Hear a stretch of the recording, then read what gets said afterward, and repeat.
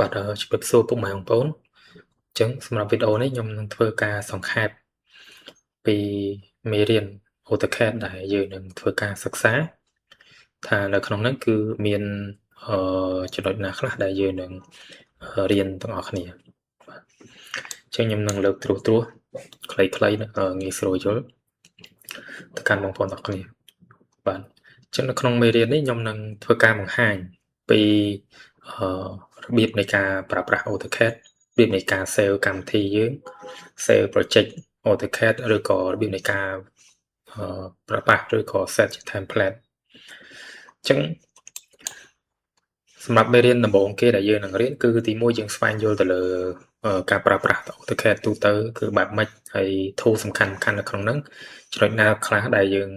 ដែលសំខាន់នៅក្នុងការធ្វើប្លង់ដូចជានៅខាងលើនៅក្នុង home insert ឬក៏ annotation ផ្សេងៗ tab ខាងលើនេះខ្ញុំនឹងធ្វើការបង្ហាញទៅអ្នកនរគ្នាហើយចំណុចសំខាន់គឺនៅក្នុង home ដែលយើងផ្ដោតសំខាន់ជាងគេបាទហើយទៅលើការបង្កើត layer ផ្សេងដើម្បីយើងប្រើប្រាស់ទៅថ្ងៃក្រោយឬនៃការធ្វើ title block បាទរៀបចំ layout plan ផ្សេងគឺសំខាន់ដូចគ្នាដើម្បីយើង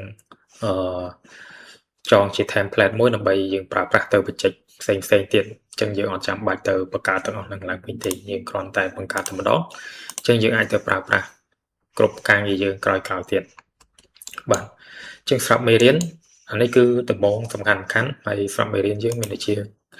នៅពេលដែលយើងចូលដំបូងគឺយើងនឹងរៀនរបៀបនៃការគូសលំហាត់តិចតួចបាទដើម្បីយើងឲ្យស្ទាត់ទៅលើការប្រើប្រាស់ tool ផ្សេងបាទយើងមានការគូស symbol ការផ្ដានរូបក្បាច់រូបអីផ្សេងនៅក្នុងហ្នឹងបាទ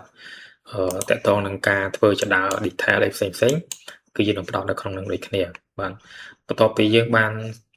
បញ្ចប់ឬក៏ស្គាល់ឬក៏បានអនុវត្តទៅលើ tool ទាំងអស់ហ្នឹងហើយគឺយើងនឹងធ្វើការចាប់ផ្ដើមទៅលើការរៀបចំ 2D plan របស់យើងអញ្ចឹងយើងនឹងមាន model 2ដែលយើងធ្វើការសិក្សាអញ្ចឹងទី1គឺ Villa ទឿអញ្ចឹងនៅក្នុងហ្នឹងគឺយើងនឹងមានពី 2D plan បាទ2D តទៅនឹងប្លង់ diameter ប្លង់ dimension បាទពី elevation ឆ្វេងស្ដាំប្លង់តួផ្សេងបាទហើយទៅលើការរៀបចំ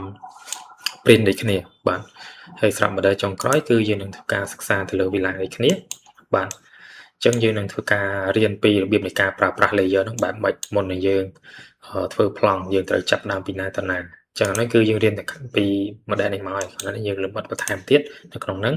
បាទអញ្ចឹងបន្ទាប់ពីយើងបានតម្លើងរួចរាល់ហើយគឺយើងនឹងធ្វើការ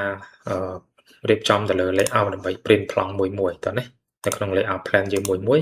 គឺយើងធ្វើការសិក្សាឬក៏យើងរៀបចំដើម្បីយើងធ្វើការ print អញ្ចឹងនៅក្នុងនេះគឺយើងធ្វើការសិក្សា print នៃគ្នាប៉ុន្តែយើង print នៅក្នុង model តោះណាយើងធ្វើការ print នៅក្នុង model ហើយសម្រាប់បន្ទាប់គឺយើងធ្វើការរៀន print នៅក្នុង layout plan អញ្ចឹងចំណុចពីរនេះខុសគ្នាត្រង់ថានៅពេលដែលយើង print នៅក្នុង model គឺយើង print ម្ដងមួយស្លឹកតោះនេះប៉ុន្តែនៅពេលដែលយើងរៀបចំ print នៅក្នុង layout plan គឺយើងអាចធ្វើការ print ម្ដងទាំង layout ទាំងអស់បានซึ่งត្រង់ចំណុចហ្នឹងចឹងនេះគឺចំណុចខ្លះដែលយើងនឹងធ្វើការសិក្សានៅក្នុងមេរៀនរបស់យើងបាទអញ្ចឹងយើងទី1គឺយើងធ្វើការស្វែងយល់ទៅលើ tool យើងនៅខាងលើទាំងអស់នេះបាទពី shortcut command អីផ្សេងដែលយើងធ្វើការសិក្សាដូចគ្នាបាទរៀបចំ template ដើម្បីយើងទុកប្រើការងារលើក្រោយបង្កើត dimension បង្កើត layer អញ្ចឹងតោះនេះបាទអញ្ចឹងស្រាប់មេរៀន AutoCAD ខ្លីៗដែលខ្ញុំសង្កេតមកគឺមានប៉ុណ្ណឹងបាទអញ្ចឹងស្រាប់មេរៀនបន្ទាប់យើងនឹងធ្វើការចូលទាំងអស់គ្នាបាទអរគុណ